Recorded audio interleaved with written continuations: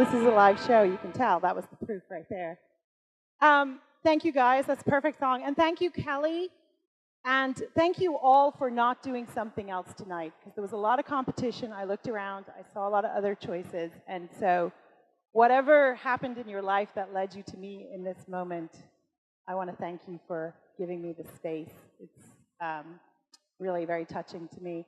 It's a very special time for me because some of you know I left college teaching after 18 years, and I have stepped out in a leap of faith. I was going to jump off the stage, but I might hurt myself.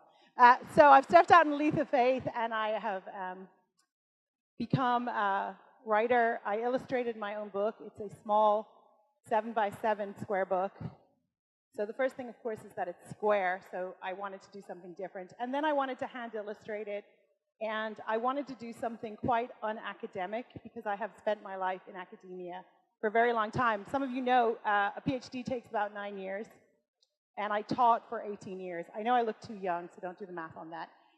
But I, before that, was working in the county, and some of my coworkers that I worked with are here then. So it's such a joy to do something that you've always wanted to do. And I cannot say enough about giving you permission right now to, man, I really like this chair. I just might have to sit in this chair. Hang on, it's so cool, isn't it? Oh, look at me. Okay, so here's what's going on. There's something that you have been thinking about doing. There's something that's been bothering you. There's been something that you want, and you're playing around. You're not really embracing it, or you're tolerating something that's intolerable. I don't know which. Okay?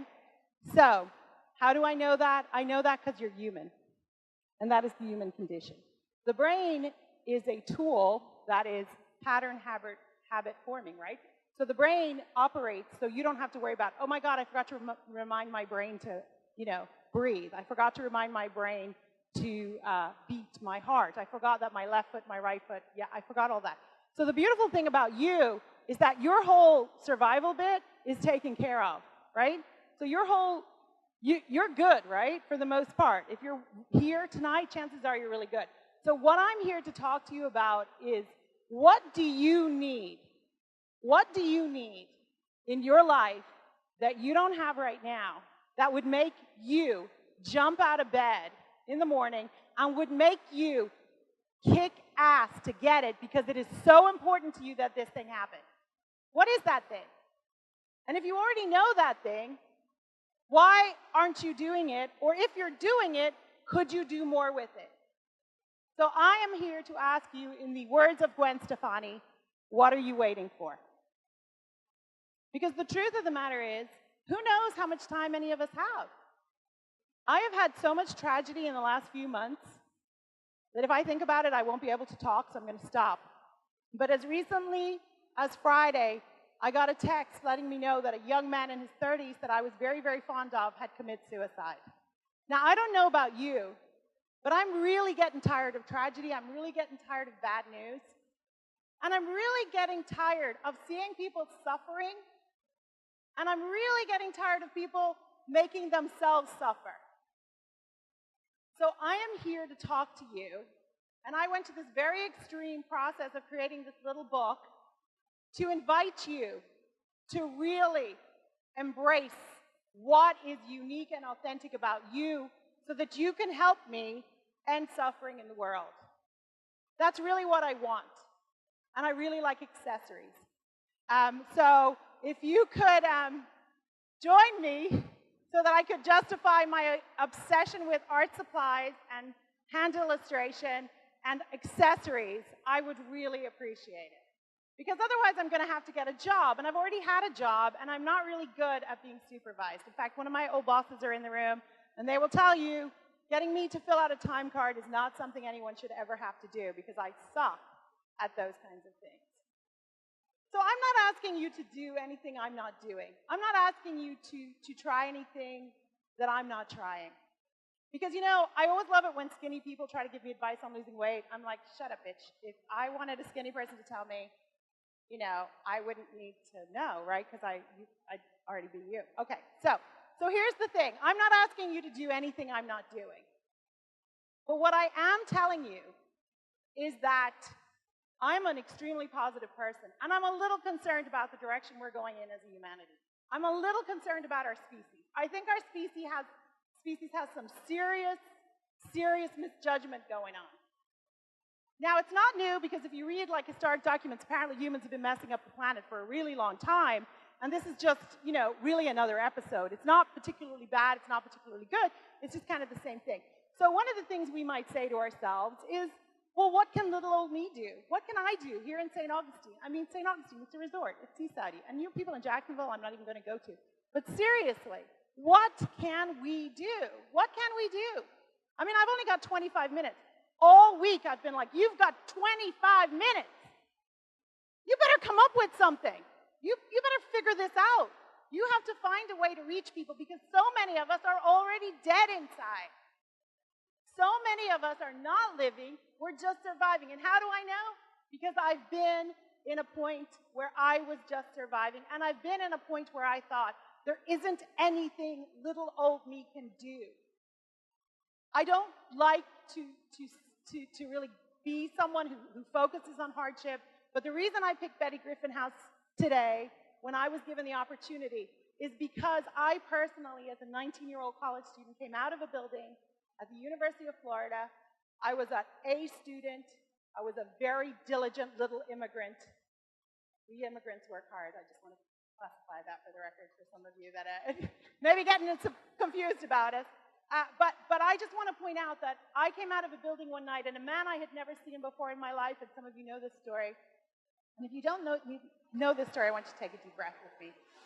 Because when I came out of the building, the man who'd been stalking me pulled back the door to my car, punched me in the face, got in the car with me, tried to rape me, drove off with me in the car when I lost consciousness. And I jumped out of a moving car to get away from him. He was arrested about 45 minutes later. He is in jail now. He'll be in jail for life. He was, I guess, you know. There's not really an upside to this story, but I'll do my best with it. The upside is that I was like the gazelle. And so are many of you. I was like the gazelle. And I don't know if you know this, but statistically, a gazelle is going to outrun a lion. Do you know why? Because the lion wants to eat, and the gazelle wants to live. So when you're faced with being raped and killed by a complete stranger or jumping out of a moving car, you're going to do whatever is within you to do. And it could just have easily been that I did nothing, and who knows where I would be. I'm not a hero here. I didn't make a choice. Life chose me. I didn't choose life. But I will tell you this. I knew what it felt like to die. I thought I died. And whenever I see a tragedy, whenever I hear about a rape, whenever I hear about drowning in a hurricane, whenever I hear about anything negative, the thing that bothers me is I know that moment where you take a breath and you think you'll never have another one. I was 19. I was 5,000 miles away from where I was born. And what was worse than being almost murdered and killed was the things that society put me through afterwards. I went through a trial, and during the trial, the public defender who had a job to do played back the footage of my screaming in the police department to show that I was hysterical and I might not have positively ID'd the person who did this to me. Now, his DNA was on me, my DNA was on him, so fortunately that got cleared up. But we constantly re-victimize people. We constantly work in systems that are broken, and we work in systems that create rapists. Do you know how many times people have said to me, were you out there by yourself? Oh, no, I had the whole football team, but they were looking in the other direction. What?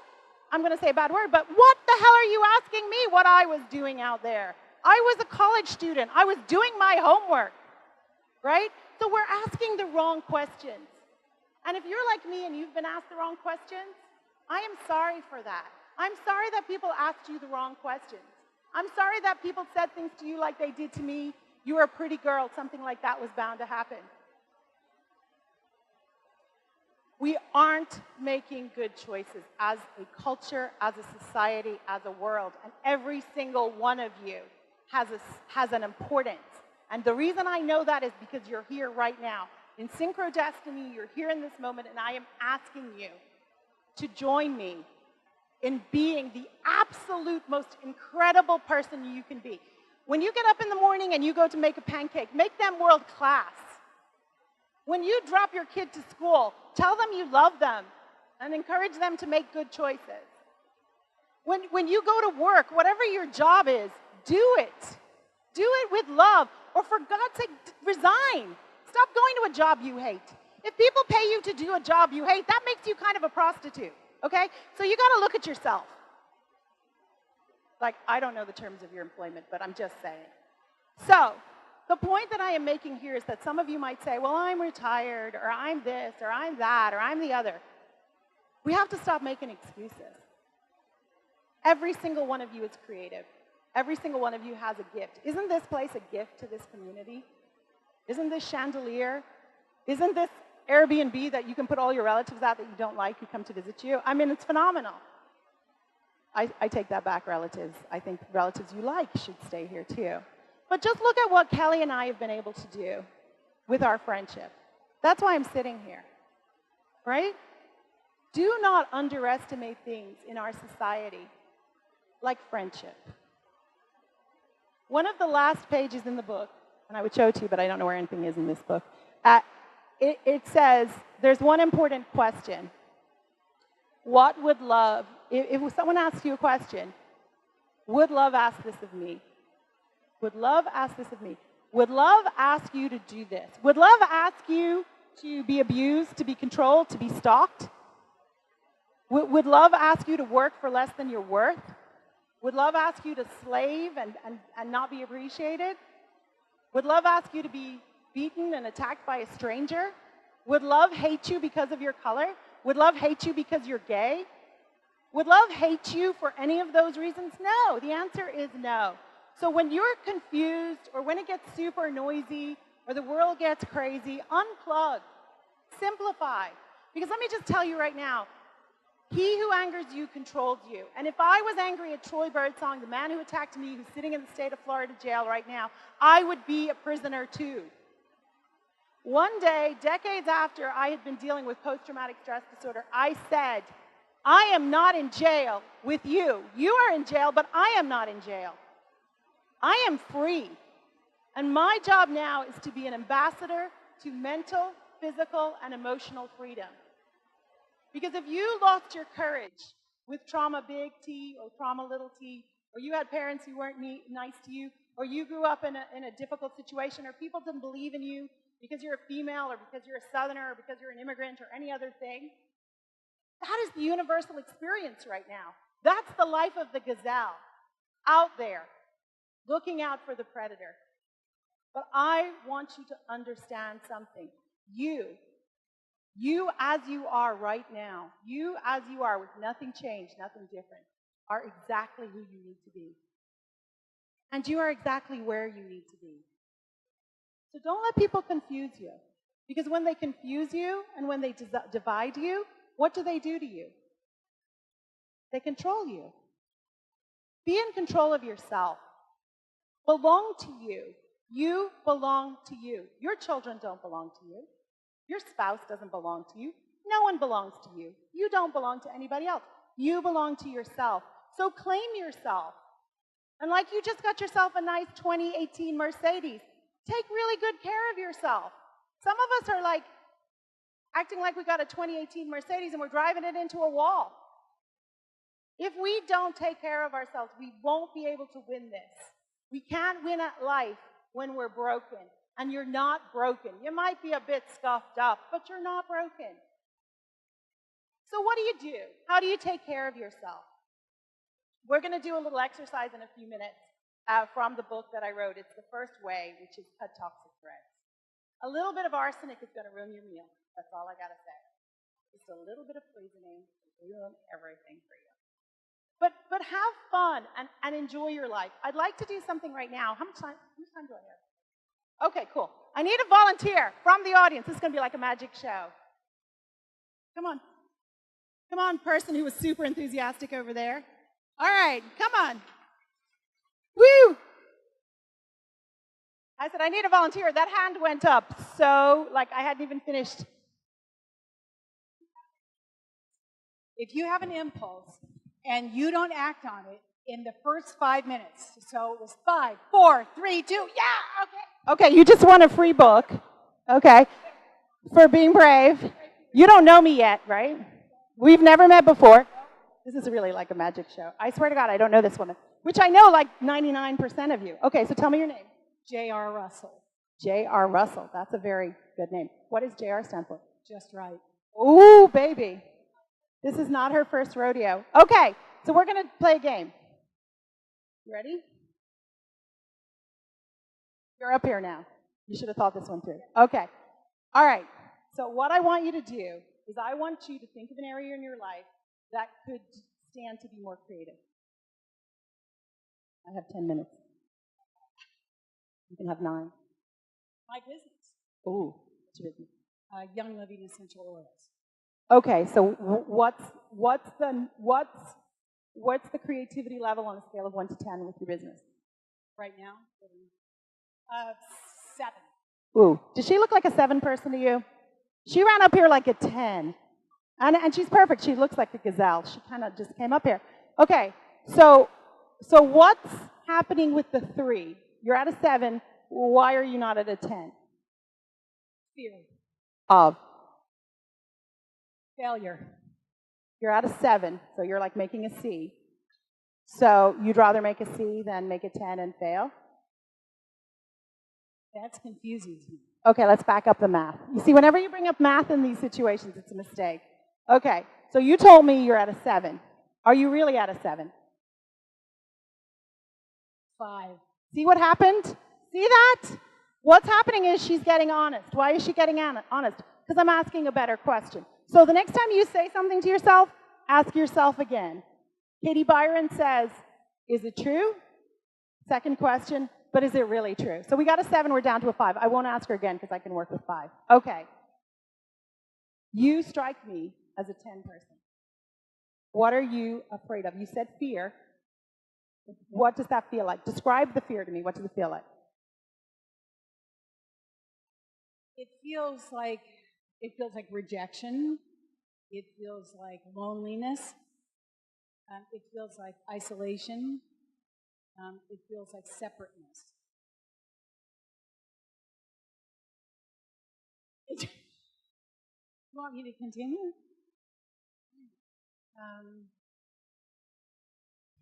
Unhappiness. Almost anything that I describe as negative. So what do you think this fear is doing to you? It's making me feel like I'm unable to exist in the moment. So where are you living right now? If you're not in the moment, where are you living? Well, that's really an interesting that came up today.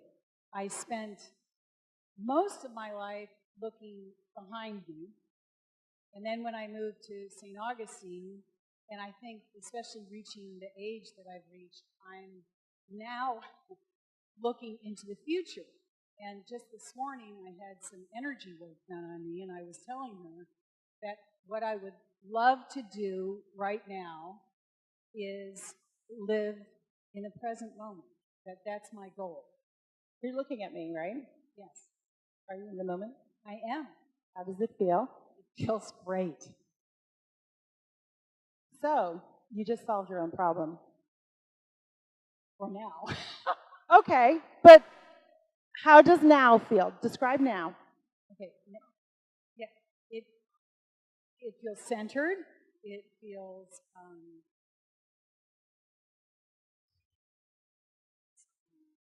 just okay. It just feels I feel contented. I feel alive. Yeah, I feel alive. It's great. We're 7. Okay. Okay. Yep. Is it really 7? Okay. So actually, it was an 8. It's an 8. Okay. So by being in this moment, in front of a room of like 60 strangers, you feel safe? I do. I do. Okay, so let's replay this. I say, I need someone from the audience, I need and your hand's already up before I've even said volunteer. Where's that person live? Where's she? The one who jumped up out of the chair, where's she live? Well, she does live in fear, but who is that person? It was the person that I want to be. You're on stage right now being her. Are you being her? Yes, from the moment that, I don't know, yes. So it's the runway. If I have everybody in the room just do the runway. Well, runway model, so I guess. I have to stand up here with a runway model.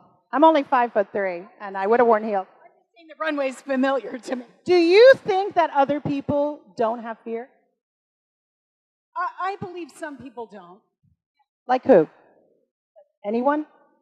Yeah, there are people I know. Like who? Well, I don't know, spiritual leaders. No, they have fear. But what do they do with their fear? No, listen, first of all, unless you're heavily medicated or you don't know what's going on, you're experiencing fear. Because why? There's I-95. Have you ever been on it? You should be afraid. There are reasons. Read the ingredients on your food, people. You should be afraid. Watch CNN. Tell me how you feel.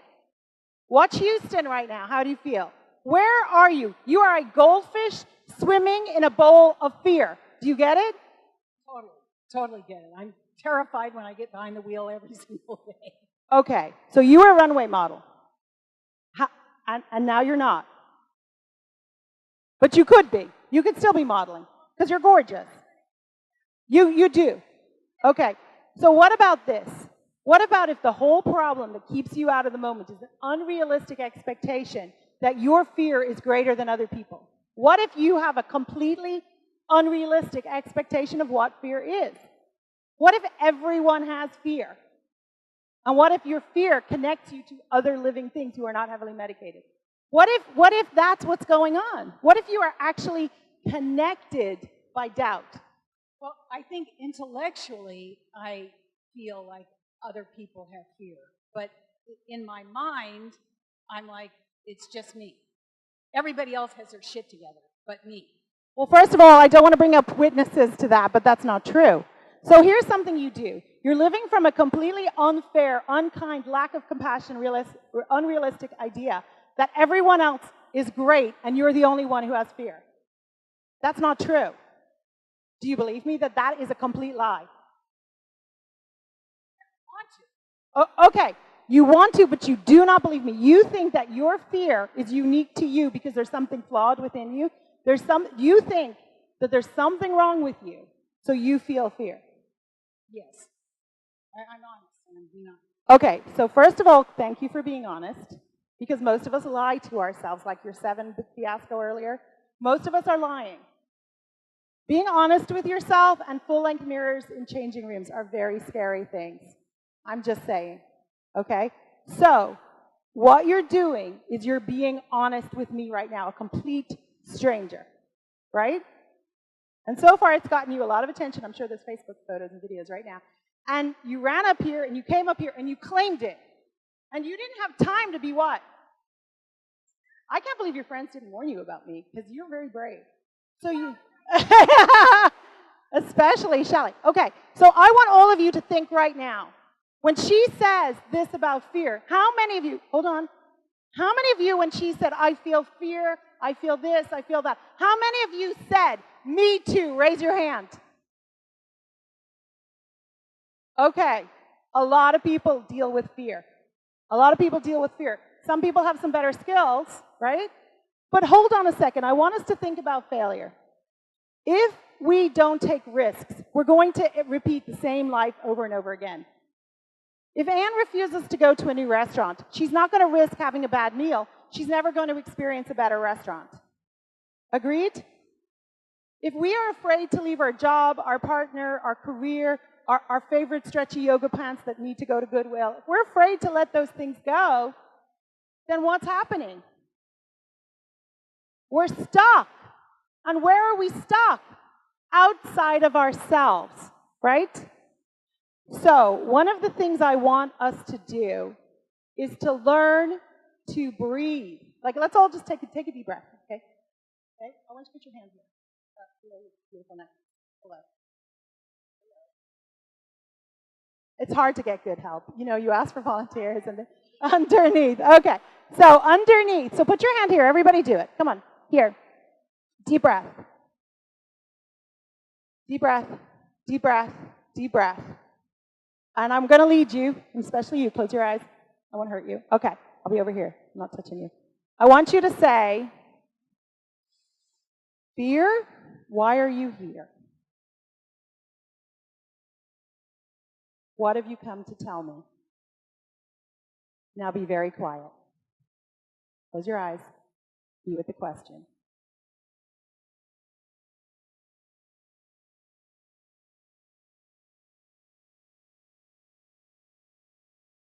Breathe. Take a deep breath. Deep breath. Go deeper. Fear, what have you come to tell me? Fear, why are you here? Deep breath, everybody. Why are you here? What have you come to tell me?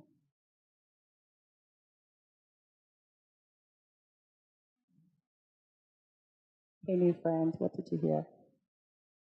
I'm not that scary. Wow. I'm not that scary. Right? It's just me, little old fear. I'm just like one of the players on the team, right? Okay? So all this energy you're giving fear is kind of like Loch Ness. I went there. There's no monster. I've been. I was on a boat for like 3 days with my son Devin, right, Devin? No monster. Okay. But remember when you were a child and it was like monsters under the bed, monsters in the closet, da da da da da da. How many of us are living in an illusion that fear is more powerful than any other emotion? So what other emotions can we invite to the party with fear? Okay. Strength, power, happiness, energy. So like your oils, when you don't put an essential oil directly on your skin, you use a carrier oil, right, or something like that. You want to make sure that you've got the right blend of oils, right? You do? Okay, this might be where the problem with fear is coming, if you keep dumping shit on yourself. Okay, but dumping on yourself is really the problem. She nailed it. Why are you fearful? Because you keep dumping shit on yourself. Stop putting shit on yourself, okay? It's not good for you. It's good for flowers, but it's not good for you, okay? Put the manure where the manure belongs, not in your head, not in the back of your car, not in your child's lunchbox, not in your purse, not in your wallet, not in your bank account. Fear is there to remind you or tell you or caution you, but it is not the only player. It is not the only person on the team. One of my favorite writers, Liz Gilbert, says, just don't let fear drive the bus. It can go on the road, but it can't be the driver. Don't let it be the captain of the team. It can be one of the players. Honestly, I don't want to live without fear because the last time I lived without fear, a convict tried to rape and kill me. If I'd been more fearful, who knows what would have happened? Fear alone is not a problem. It's what you put it with.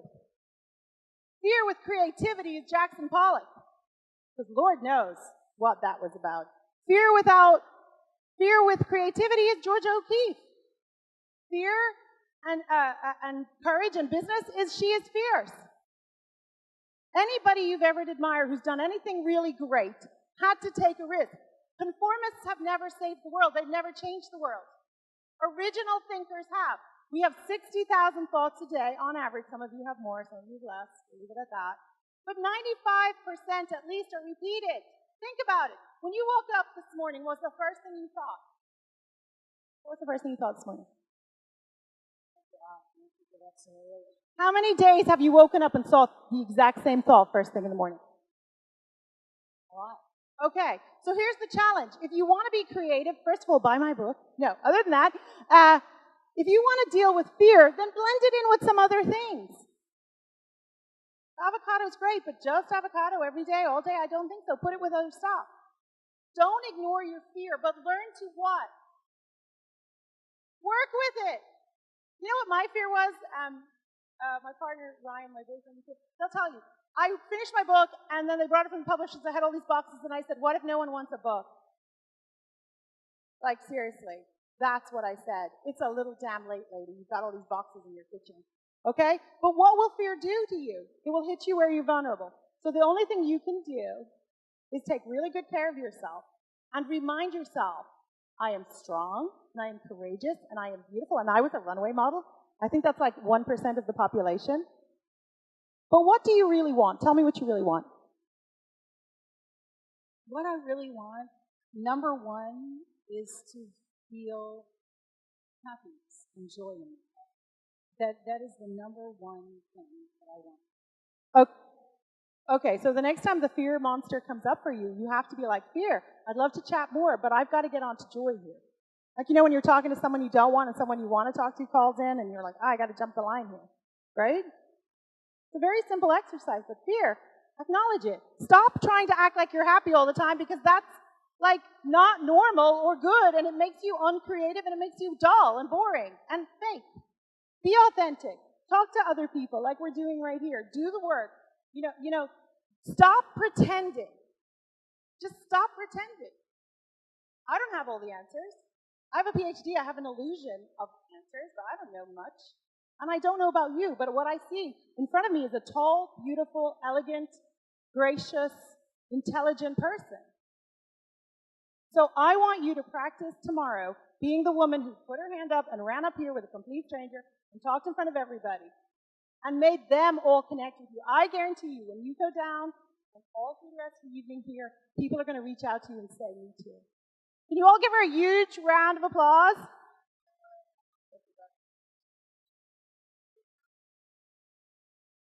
Okay. I am the person who asks questions, and I want you to start asking yourself better questions. And by asking yourself better questions, you're going to have a better life. So there are some things that I have found that are helpful to me, and that's what the 52 Ways. I've been living that book for 2 years because I felt I should experiment on a human, and I was the best choice. And some of them are very simple, but they're incredibly difficult and they're hard. And one of the reasons they're so hard is because we are pattern, habitual beings. It's how we survive. It's how we don't get killed, right? Just like an ant, back, forth, back, forth, back, forth, okay? So I want you to do what I just did with my new friend and ask yourself these questions and give yourself permission to live fully and authentically. We've created a little exercise, and I'm going to encourage and invite as many of you as possible to do it with us. It is my delight, my joy, my love to be in this room with you right now. I am so grateful to you. And whatever suffering you have experienced so far, on behalf of humanity, I would like to apologize. And if you are confused or disappointed or upset or hurt, my apologies to you also. And I wish for you great love of yourself. I hope that you love yourself in such a way that you feel free. And that is something that Thich Nhat Hanh, the monk, said. Love another person in such a way that they feel free. You know, my son is here, my boyfriend is here, my good friends are here, and I want to say, I hope to the people that love me and that I love, and some of them are free of the burden who just want attention all the time, and you got to get a grip on it. I wish you all to be free of the burden of yourself. So, thank you for listening to me with an open mind and an open heart, and I'm so grateful again to Kelly for the invitation to be here, and I hope you find much love and mojo on your journey. Thank you very much.